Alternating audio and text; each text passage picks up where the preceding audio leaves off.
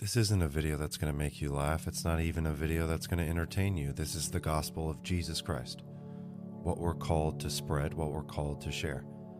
In one chapter, this chapter describes the gospel perfectly, and it's written by the Apostle Paul. And I know you have a few minutes.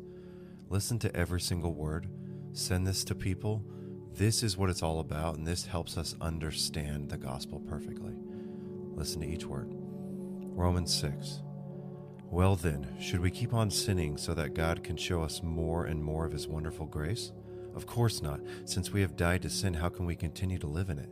Or have you forgotten that when we were joined with Jesus Christ in baptism, we joined him in his death?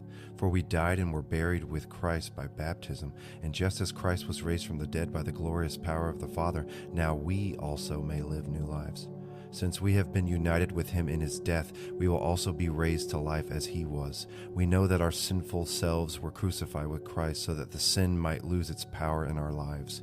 We are no longer slaves to sin, for when we died with Christ, we were set free from the power of sin. And since we died with Christ, we know we will also live with him.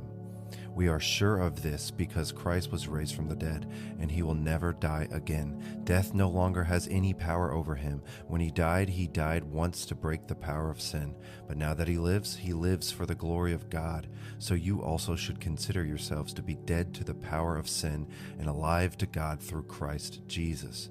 Do not let sin control the way you live. Do not give in to sinful desires. Do not let any part of your body become an instrument of evil to serve sin.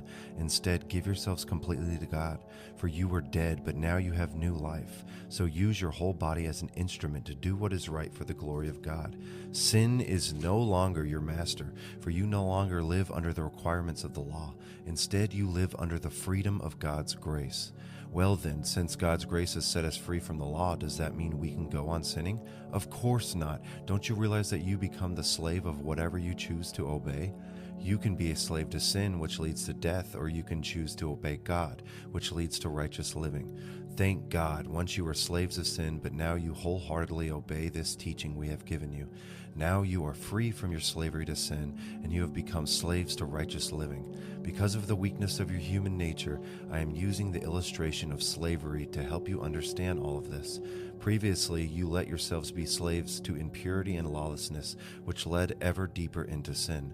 Now you must give yourselves to be slaves to righteous living, so that you will become holy.